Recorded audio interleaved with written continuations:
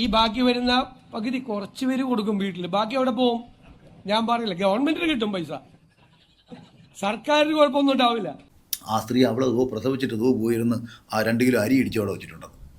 അപ്പം ഇത്ര നിസാരമായിട്ട് സ്ത്രീകൾ വളരെ എൻജോയ് ചെയ്തിരുന്നൊരു പ്രോസസ്സിനെ ഇവിടുത്തെ കുറേ ആശുപത്രികളും വന്ന് ഇവിടുത്തെ കുറേ രക്ഷകർത്താക്കളെ ഇതിങ്ങനെ പ്രഷർ ചെയ്യും.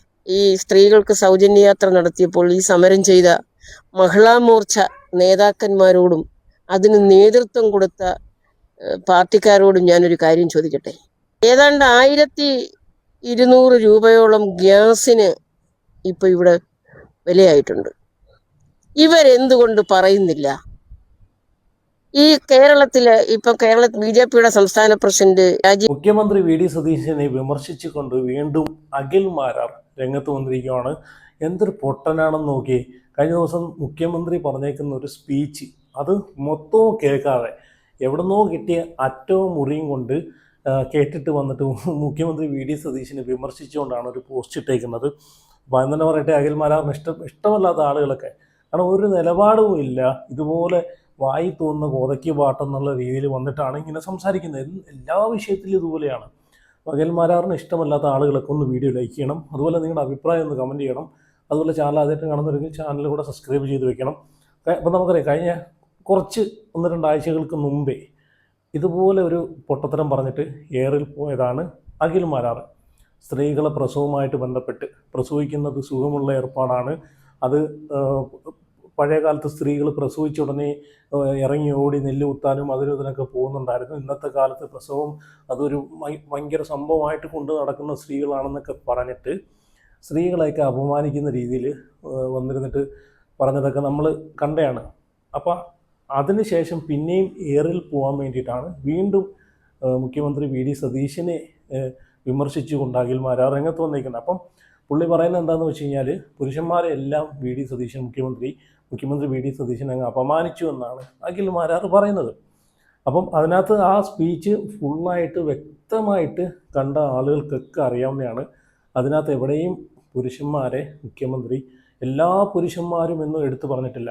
ചില പുരുഷന്മാർ കള്ള് കുടിക്കും, ചില പുരുഷന്മാർ ജോലി കഴിഞ്ഞ് ബാക്കി വരുന്ന പൈസ വീട്ടിൽ കൊണ്ട് കൊടുക്കും എന്നാണ് അതിനകത്ത് പറഞ്ഞിട്ടുള്ളത്. അതൊക്കെ ഞാൻ വെച്ച് തരാം. ഓക്കെ, അതിന് മുമ്പ് അഖിൽ മാരാർ മുഖ്യമന്ത്രിയെ വിമർശിച്ചു കൊണ്ടൊരു പോസ്റ്റ് ഇട്ടിട്ടുണ്ടായിരുന്നു. ആ ഒരു പോസ്റ്റ് ഞാനിവിടെ വായിക്കാം. ഓക്കെ, അഖിൽ മാരാർ പറയുന്നത് എന്താണെന്ന് വെച്ച് കഴിഞ്ഞാൽ, ജനങ്ങൾക്ക് വേണ്ടി മികച്ച രീതിയിൽ ഈ സർക്കാർ പ്രവർത്തിക്കുമെന്നാണ് വിശ്വാസം. ശബ്ദം ഉയർത്തേണ്ട ഇടങ്ങളിൽ മാത്രം സംസാരിച്ചാൽ മതി എന്നാണ് ഞാനും ആഗ്രഹിക്കുന്നത്. എന്നാൽ വി ഡി സതീശൻ എന്ന മുഖ്യമന്ത്രി ഈ നടത്തിയ പ്രസ്താവന മോശമാണ്.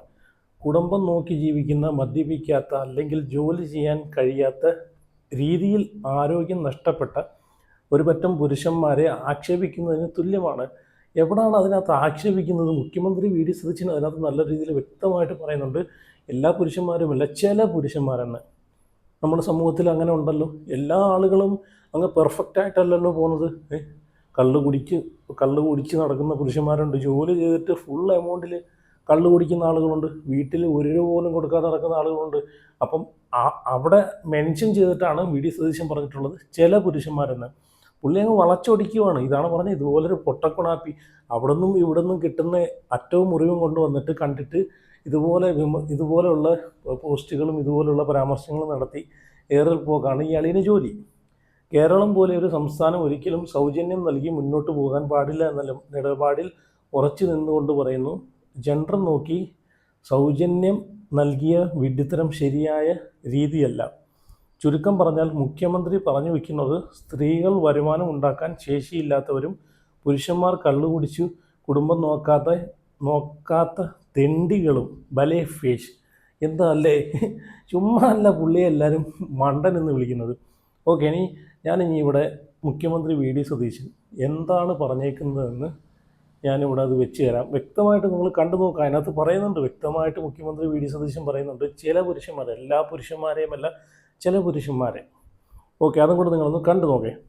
അതുകൂടി നികത്താനുള്ള നടപടി ഗവൺമെന്റ് സ്വീകരിക്കുമെന്ന് ഞാൻ ഉറപ്പ് നൽകുന്നു. ഒരു സെക്ടറും തളരാൻ പാടില്ല. ഒരു സെക്ടറും തളരുന്ന സെക്ടറിനെ താങ്ങി നിർത്തുകയാണ് ഗവൺമെന്റിന്റെ ജോലി. മൂന്നാമതൊരു കാര്യം അതെനിക്ക് ഇഷ്ടപ്പെട്ടു. നമ്മുടെ മെൻസ് അസോസിയേഷൻ അവർ ഭയങ്കരമായ പ്രതിഷേധമാണ്. സ്ത്രീകൾക്ക് മാത്രം സൗജന്യം കൊടുക്കാൻ പോകുന്നു എന്നുള്ള ഒരു പ്രതിഷേധമാണ്. അപ്പോൾ അവർ വേറെ ബസ്സിലൊക്കെ യാത്ര ചെയ്യുന്നുണ്ട്. അതൊരു രസകരമായ ഒരു കാര്യം കൂടിയായിട്ടാണ് ഞാൻ കാണുന്നത്. അതിനോടൊന്നും നമുക്കൊരു വിരോധമില്ല. പക്ഷെ എല്ലാ പ്രശ്നം എന്താ, പൊതുവായി എല്ലാ പുരുഷന്മാരെയും കുറിച്ചല്ല ഞാൻ പറഞ്ഞത്, ഞാൻ ഒരു പുരുഷ വിരോധിയൊന്നുമല്ല. ഈ ഇത്രയും പൈസ ബാക്കി വരുന്നു എന്ന് പറഞ്ഞ് ഇവർ യാത്ര ചെയ്യുമ്പോൾ ഇവരുടെ കയ്യിലാണെങ്കിൽ ആ പൈസ വീട്ടിലെത്തും. മറ്റേതാ സൗജന്യം കൊടുത്ത ഈ ബാക്കി വരുന്ന പകുതി കുറച്ച് പേര് കൊടുക്കും വീട്ടിൽ, ബാക്കി എവിടെ പോവും? ഞാൻ പറയില്ല, ഗവൺമെന്റിന് കിട്ടും പൈസ, സർക്കാരിന് കുഴപ്പമൊന്നും ഉണ്ടാവില്ല, പോയില്ല. അപ്പോൾ ഇവർക്കൊന്ന് കൊടുക്കട്ടെ. മാത്രമല്ല ഞാൻ പറയുന്നു, ഈ പദ്ധതി ഈ സംസ്ഥാനത്തെ സർക്കാരിന് കേരളത്തിലെ സ്ത്രീകളോടുള്ള ആദരവായി നിങ്ങൾ കാണും. ആദരവാ. സ്ത്രീകളെ ബഹുമാനിക്കാൻ ഒരു സമൂഹം പഠിക്കണമെന്നുള്ളൊരു സന്ദേശം കൂടിയാണ്. ആദരവോടുകൂടി ബഹുമാനത്തോടുകൂടി നമ്മുടെ അമ്മമാരെ, സഹോദരിമാരെ അവരെ കാണണം. ആ ആദരവാണ് ഈ സംസ്ഥാന സർക്കാർ അധികാരത്തിൽ വന്നതിന് ശേഷം പ്രഖ്യാപിച്ച് നടപ്പാക്കുന്ന ആദ്യത്തെ പദ്ധതി. കേരളത്തിലെ സ്ത്രീകളോടുള്ള നമ്മുടെ എല്ലാവരുടെയും, കേരളത്തിലെ ജനങ്ങളുടെ ആദരവായി കണക്കാക്കണം എന്ന് ഞാൻ ആഗ്രഹിക്കുന്നു. ഒരു സന്തോഷം കൂടിയുണ്ട്.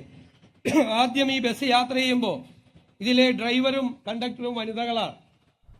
മാത്രമല്ല കണ്ടോ, മുഖ്യമന്ത്രി എടുത്തു പറയുന്നുണ്ട് എല്ലാ പുരുഷന്മാരുടെ കാര്യമല്ല, ചില പുരുഷന്മാരൊക്കെ അങ്ങനെ ചെയ്യുന്നുണ്ടല്ലോ. എല്ലാ പുരുഷന്മാരും ഞാൻ ആദ്യം പറഞ്ഞ പോലെ കറക്റ്റ് അധ്വാനിച്ചവർ പൈസ വീട്ടിൽ കൊണ്ട് കൊടുക്കുവാനോ അല്ല, അതിൽ കള്ളു കുടിച്ച് കളയുന്ന ഒരുപാട് പുരുഷന്മാരുണ്ട്, കുടുംബം നോക്കാത്ത ഒരുപാട് പുരുഷന്മാരുണ്ട്.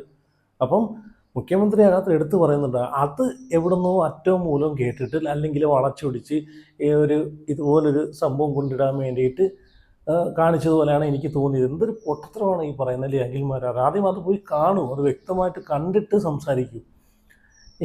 ഈ പുള്ളിയൊക്കെയാണ് ഈ മത്സരിക്കാൻ പിടിച്ച് നിർത്തിയെന്ന് ഓർക്കുമ്പോഴത്തേക്ക് അല്ലേ, ഒരു സ്ഥാനാർത്ഥിയായിട്ട് മത്സരിക്കാൻ പിടിച്ച് നിർത്തിയ ഒരു വ്യക്തിയുടെ ക്വാളിറ്റി കണ്ടല്ലോ. പറയുന്നത് പോലും ചൊവ്വേ നേരെ മനസ്സിലാവാതെ വായി തോന്നുന്നു ഉറയ്ക്ക് പാട്ടോ എന്നുള്ള രീതിയിൽ വന്നിരുന്ന് സംസാരിച്ച് അല്ലെങ്കിൽ വിമർശിച്ചുകൊണ്ട് പോസ്റ്റ് ഇടുന്ന എന്തല്ലേ. ഓക്കെ, ഞാനിനി ഇവിടെ KDFിൻ്റെ സംസ്ഥാന പ്രസിഡന്റ് PK രാധ എന്ന് പറയുന്ന ഒരു ലേഡിയുടെ ഒരു ബയറ്റ് ഞാൻ ഇവിടെ വെച്ച് തരാം. ആ പുള്ളിക്കാർ പറയുന്നത് നിങ്ങളൊന്ന് കേട്ടു. കറക്റ്റ് കാര്യമാണ് പുള്ളിക്കാർ പറയുന്നത്. KSRTC പ്രിയദർശിനി സൗജന്യ ഈ ഒരു ഇതുമായിട്ട് ബന്ധപ്പെട്ട് പുള്ളിക്കാർ പറയുന്നതും കൂടെ നിങ്ങളൊന്ന് കണ്ടു നോക്കേ. തന്റെ ഇടമുണ്ടെങ്കിൽ BJPയുടെ മഹിളാ മോർച്ച നേതാക്കന്മാർ കേന്ദ്ര സർക്കാരിനെതിരെ സമരം ചെയ്യട്ടെ. ഈ സ്ത്രീകൾക്ക് സൗജന്യയാത്ര നടത്തിയപ്പോൾ ഈ സമരം ചെയ്ത മഹിളാ മോർച്ച നേതാക്കന്മാരോടും അതിന് നേതൃത്വം കൊടുത്ത പാർട്ടിക്കാരോടും ഞാനൊരു കാര്യം ചോദിക്കട്ടെ. ഏതാണ്ട് 1200 രൂപയോളം ഗ്യാസിന് ഇപ്പൊ ഇവിടെ വിലയായിട്ടുണ്ട്. ഇവരെന്തുകൊണ്ട് പറയുന്നില്ല? ഈ കേരളത്തില് ഇപ്പൊ BJPയുടെ സംസ്ഥാന പ്രസിഡന്റ് രാജീവ് ചന്ദ്രശേഖറും സുരേന്ദ്രനും ശോഭാ സുരേന്ദ്രനും ഇവരെല്ലാരും കൂടി നരേന്ദ്രമോദി സർക്കാരിനെ കണ്ടു പറയട്ടെ, കേരളത്തിലെ കുടുംബിനികൾക്ക് ഒന്നുമല്ലെങ്കിൽ സ്ത്രീ കുടുംബനാഥയായിട്ടുള്ള ഇവർക്ക് ഗ്യാസ് സൗജന്യമായി വിതരണം ചെയ്യാൻ അവരൊരു സമരം ചെയ്യട്ടെ. എന്താ സമരം ചെയ്താൽ എന്താ? എന്തുകൊണ്ടാണ് സമരം ചെയ്യാത്തത്? ഒരു സർക്കാർ അധികാരത്തിൽ വന്ന് അവര് പറഞ്ഞ വാക്ക് പാലിക്കുന്നതിനായി അവരൊരു സംരംഭം ഏർപ്പെടുത്തി. അതൊരു പക്ഷെ നാളെ ഘട്ടം ഘട്ടമായി ഇത് ഒരു ദീർഘകാലാടിസ്ഥാനത്തിൽ പൊയ്ക്കൂടായികയില്ല. അതൊരു ഗവൺമെന്റിന്റെ സാമ്പത്തിക സ്രോതസ്സിനെയും ഗവൺമെന്റിന്റെ നയപരിപാടികളെയും അനുസരിച്ചിരിക്കും ആ തീരുമാനം മാറിയും മറിഞ്ഞും വരുന്നത്. പക്ഷെ ഒരു ഗവൺമെന്റ് വന്ന് അധികകാലമാകുന്നതിന് മുൻപ് അവര് പറഞ്ഞ ഒരു വാഗ്ദാനം പാലിക്കപ്പെടുമ്പോൾ ഈ സമരമുറകളെന്ന് പറയുന്നത് മ്ലേച്ഛമായ ഒരു സമര പരിപാടിയാണ്. ഒരു മന്തുകാലുള്ളവൻ 2 മന്തുകാലനെ കുറ്റപ്പെടുത്തുന്നത് പോലെ തന്റെ ഇടമുണ്ടെങ്കിൽ BJPയുടെ മഹിളാ മോർച്ച നേതാക്കന്മാർ കേന്ദ്ര സർക്കാരിനെതിരെ സമരം ചെയ്യട്ടെ. ഗ്രാമങ്ങളിൽ താമസിക്കുന്ന ഒരു സാധാരണ ഒരാൾക്ക് പെട്ടെന്ന് ഒരു അസുഖം വന്നു ഹോസ്പിറ്റലിൽ പോകാനോ അല്ലെങ്കിൽ വേറെ എവിടെങ്കിലും പോകാനോ ഒരു 50 രൂപ എടുത്ത് കൈവച്ചുകൊണ്ട് പോകാനില്ലാത്ത ഒരാൾക്ക് ആ 50 രൂപ ഉണ്ടെന്ന് വെച്ചു, ഒരു സൗജന്യ യാത്ര കിട്ടുമ്പോൾ അവര് അതുമായി പോയി അവരുടെ പ്രശ്നങ്ങൾ പരിഹരിച്ചുകൊണ്ട് വരാൻ ഒരു പരിധി വരെ സഹായകരം തന്നെയാണത്. ഒരു ഗവൺമെന്റ് പറഞ്ഞ വാക്ക് പാലിക്കുന്നതിന്റെ സഹായം തന്നെയാണത്. അതിനകത്ത് സമരം ചെയ്യുന്നവര് അവരുടെയും കൂടെ കാര്യങ്ങൾ മറ്റുള്ളവരെ ബോധ്യപ്പെടുത്തിയിട്ട് സമരം ചെയ്യണം.